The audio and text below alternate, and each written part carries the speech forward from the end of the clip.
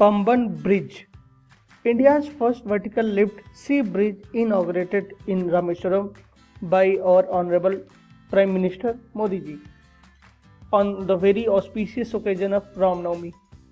तो आखिर क्यों है खास पंबन ब्रिज जो अभी रामेश्वरम में मोदी जी ने उद्घाटन किया रामनवमी के दिन पे? आइए जानते हैं इसके बारे में कुछ खास फीचर्स जिसके बारे को लेकर इतना डिस्कशन चल रहा है। पंबन ब्रिज जैसा कि हम देख सकते हैं नाम भी, और जो कि कनेक्ट कर रहा है mainland of India to Rameswaram. तो पंबन ब्रिज जो कि अगर आप देखो तो मेन लैंड इंडिया में ये कनेक्ट कर रहा है मंडपम टू रामेश्वरम। तो it connects Rameswaram island to the mainland Tamil Nadu. Significance क्या है इस पंबन ब्रिज का? India's first sea bridge and until 2010 was the longest sea bridge in India. तो 2010 से पहले ये लॉन्गेस्ट सी ब्रिज हुआ करता था। आप किलोमीटर यहाँ देख सकते हो 2.3 kilometre, India first sea bridge. और इंडिया का पहला सी ब्रिज जो कि पुराना पंबन जो ब्रिज था अभी न्यूली कंस्ट्रक्टेड हुआ है और उसका उद्घाटन हुआ है। तो पुराना जो था वो 2010 तक India's first sea bridge and was the longest until 2010। क्या हिस्ट्री की इंपॉर्टेंस है? Gateway to the holy town of Rameswaram. तो रामेश्वरम में एंट्री करने के लिए this is the holy town of, this is why it is so important. अगर बात करें हिस्ट्रिकल बैकग्राउंड की तो जो ओल्ड पंबन ब्रिज था, राइट, तो ये कंस्ट्रक्ट हुआ था 1914 ड्यूरिंग ब्रिटिश एरा, और इसको जो डिजाइन किया था Scherzer rolling lift bridge design, इस डिजाइन पे इसको तैयार किया गया था। तो डिजाइनर थे Scherzer, right. Historic importance withstood the 1964 Rameswaram cyclone. तो जो 1964 में रामेश्वरम साइक्लोन आया था उसको ये बखूबी झेल चुका था ये ब्रिज, ठीक है। तो this is the one of the designing criteria of this bridge. Reconstruction, जो न्यूली कंस्ट्रक्टेड ब्रिज का भी रिकंस्ट्रक्शन स्टार्ट हुआ है, तो वो स्टार्ट हुआ 2019 में। पंबन ब्रिज प्रोजेक्ट अप्रूव हुआ गवर्नमेंट के साइड से और ये कंप्लीट हुआ है 2025। तो इंडिया का पहला vertical lift sea bridge has been completed and being inaugurated by your PM. तो on the very auspicious occasion of Ramnavami. यहाँ पे आप देख सकते हैं this is Arabian sea, okay, ये अरेबियन सी है और दिस इज द ब्रिज। यही है हमारा न्यूली कंस्ट्रक्टेड पंबन ब्रिज और ये सिंगल रेलवे ट्रैक लाइन है। यहाँ पे देख सकते हैं आप ट्रेन पास कर रही है बिटवीन मंडपम टू रामेश्वरम। यहाँ पे हम देख सकते हैं कि कैसे ये वर्टिकली लिफ्ट करता है, okay. When ship passes through, कोई भी बड़ा क्रूज या शिप पास करता है तो ये कैसे ऊपर उठा दिया जाता है, और वो भी इसको ऊपर उठने में टोटल जो टाइम लगता है that is less then 5 minutes, और फिर अपने नॉर्मल पोजीशन में आने में इसको जो टाइम लगता है that is less than 3 minutes. तो ये फुली ऑटोमेटिक है, no manual thing is required, ठीक है, फुल्ली ऑटोमेटिक। और देख सकते हैं कि आप कितना एफिशिएंट तरीके से इसको अपने नॉर्मल पोजीशन से अप टू 90 डिग्री तक इसको लिफ्ट कर सकते हैं विद इन 5 मिनट्स। तो 90 डिग्री तक इसको उठा सकते हैं और वो भी 5 मिनट में, whenever any ship passes through. So this is the main importance of this newly constructed bridge. Map में यहाँ पे देख सकते हैं this is the Tamil Nadu part and this is Rameswaram, और यहाँ पे हमारा मंडपम है। तो इसको ये ब्रिज मेनली कनेक्ट कर रहा है, okay. This is where the bridge is, Pamban bridge is located. This is the main place. और इस मैप में आप क्लियरली देख सकते हो कि this is the Pamban bridge that connects mainland to Rameshwaram. Okay, this is where it connects mainland to Rameshwaram. So what are its technical specification? अगर technical specification की बात करें, so engineering feature of new Pamban bridge, अगर इसकी technical specification की बात करें तो length is of 2.07 kilometre, around more than 2 kilometre span का ये ब्रिज है, sea bridge, vertical lift bridge, first of its kind in India. ऐसा कोई वर्टिकल लिफ्ट ब्रिज अभी तक इंडिया में नहीं है।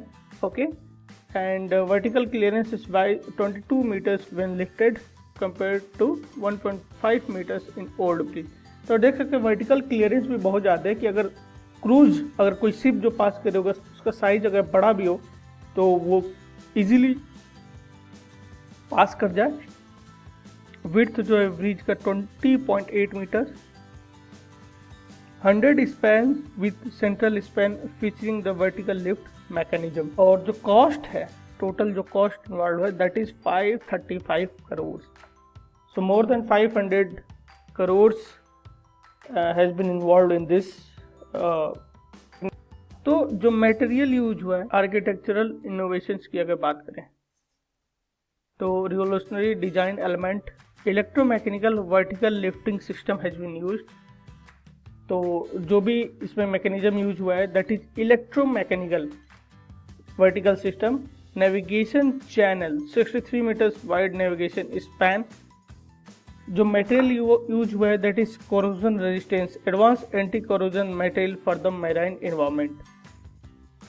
तो अगर मटेरियल की बात करें तो जो स्ट्रक्चर में यूज हुआ है basically stainless steel reinforcement use in the structure, fully welded joint, high grade protective paint ही वो corrode no high grade protective paint हमारा, क्योंकि सी का पता है हमें कि उसका पानी जो होता है खारा होता है, सो इसके लिए high grade protective paint has been use. और इसमें जो कोटिंग की गई है ये पॉली सिलोक्सेन कोटिंग इस पर यूज हुआ है जो कि हाई ग्रेड पेंट में आता है। ओके, और इसको एडिशनली इसको जो डिजाइन किया गया है wind resistance, it can withstand cyclone up to 140 km per hour,